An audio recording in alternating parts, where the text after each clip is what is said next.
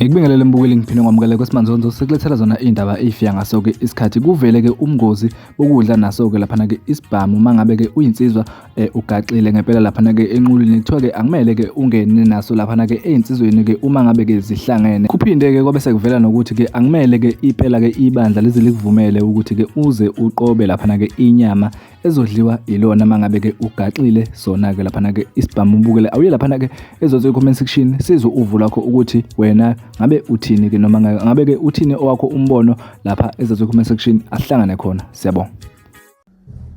Yazi kunento enziwa abantu angazi noma mhlambe imikuphela oyibone njengento eyiphutha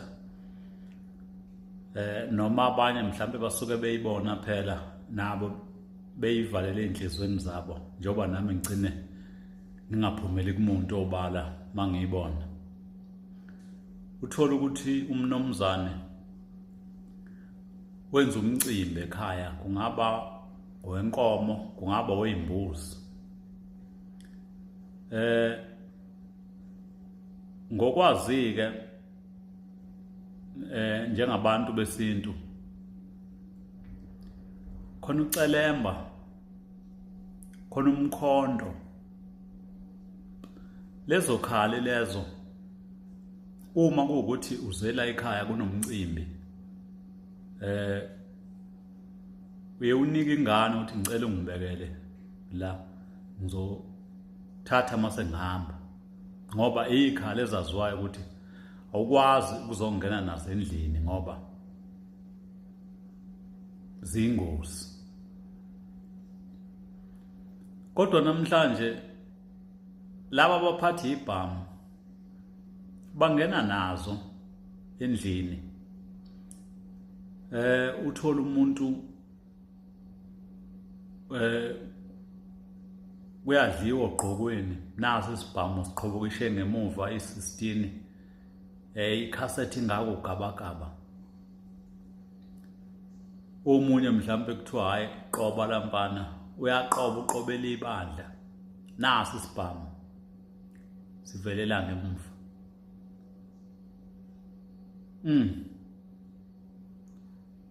Akekho futhi oshoyo ukuthi cha isikhali phela lesi awukwazi ukuzongena naso la endlini okugcwele khona abantu, kodwa ucelemba nomkhonto awukwazi ukungena nawo, kodwa isibhamu uyangena naso, okuyisona sikhali esinobungozi kakhulu. Ngiyawuxolela ummese, ungangena nawo ngoba ummese uhlala ephaketheni vele usukungabonwa umuntu. Isibhamu ungasho ukuthi sisenqulwini asibonwa umuntu, kodwa ngoba ngisho ukuthi masuqosheme udla noma uqoba noma ugobile vele sizovela isibhamu. Ukukhathazeka kwami-ke kula, uma kuwukuthi lo msebenzi mina engiwenzile ngiwenzele umuntu owadlula ngaso isibhamu, ngabuyezana ezobungaza kanye nathi la ekhaya ngoba simenzele lo msebenzi uma kunabantu esicosha kanye nabo ogqokweni, naye esinenkolelo yokuthi ngoba sisuke sidla naye usuke edla, kukhona umuntu ophethe isibhamu. Angicabanga ukuthi uyasondela ngoba khona umuntu ophethe into kwaba yona yabayimbangela ukuthi edlule emhlabeni. Akakwazi ukusondela, uzoma lapha ya. Shuthi mina lo msebenzi engiwenzile usufana nomsebenzi ungazange waba impumelelo ngenxa umuntu oyedwa noma ababili noma abathathu. Siyazi ukuthi mhlambe mawuthi cha awazi phela ukungena nesibhamu endlini noma la ekhaya bevike ngokuthi siya ibhamu ezokuyivikela, mhlambe kungenzeka kunokungezwani kwezinsizwa endaweni noma kwesinye isigodi. Nasemandulo imkhonto bekuliwa ngayo. Uma bekukhona ukungezwana okukhona, bekuba neqembu elisala ngaphandle ligade izikhali lenzela ukuthi uma kufika impilo ikwazi ukuyidudula, bese elinye iqembu lingena ngaphakathi lidla inyama. Mali liphuma futhi lelo lize lizogada izikhali ngaphandle, ligade nempi uma ingaqhamuka kungene elinye lidle ngaphakathi. Manje laba makuthi kugadwe impike, yini bengadedelani njengabo kusala abanye ngaphandle, umnike isibhamu sakho esale ngaphandle, ungeneke wena ongasiphethe isibhamu udludle uphume unike yena naye ingenedle, ngoba phela nokuthi mhlawumbe sithathweke la ekhaya sibekwe mhlawumbe asinayo kwa safety yaso, kunokuthi uze uzokona umcimbi womuntu owenzile inkomo ibiza kangaka, imbuzi ibiza kangaka. Ngoba ngisho bekhona abafana bala ekhaya baphathe ibhamu, kodwa ngalolo langa isuke zihlezi kuma safety, makungenjalo zifihliwe lapha ezifihlwe khona. Angazi noma ngizothi yinduna esingasenazo, ngoba mhlawumbe ukuba siseneyinduna ngabe sezayilungisa lento, kodwa nje ayinhle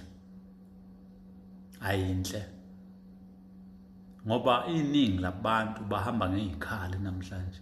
Njengoba bahamba ngezikhali nje suke sibalungisela yona imisebenzi yabo, begcine bengakwazanga ukufika ngenxa yokuthi nazi lezi zikhali abahamba ngazo yize ezidla lubi la kulomcimbi lo. Yagiya insizwe esibayeni laphana, igiya size siqathake phansi, isicoshe sifake enqulweni. Uphi umnikazi walo mcimbi wahamba ngaso isibhamu le ngaphandle lapho sekhona? Bafowethu, izinto ezincane uthi wenza into enhle ziyone, imele mayilungiswe lento le. Isibhamu sisikhali, njengoba ucelemba ungangeni nje endlini, umkhonto ungangeni nje endlini, naso akumele sikwazi ukungena. Siyazi ayikho indlela singayibeka kuzona, ngoba mhlawumbe singagcina sesingena emacaleni sekuthiwa sekungena umuntu wayintshontshe.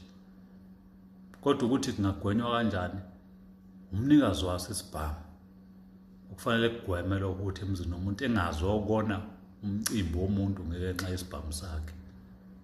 Mhlawumbe kungakuthi akize kwakulo mcimbi noma uyeza ushiye ekhaya, umbono nje wami. Kodwa nje ngiyazi baningi abanaso lesikhalazo, kodwa bengazi ukuthi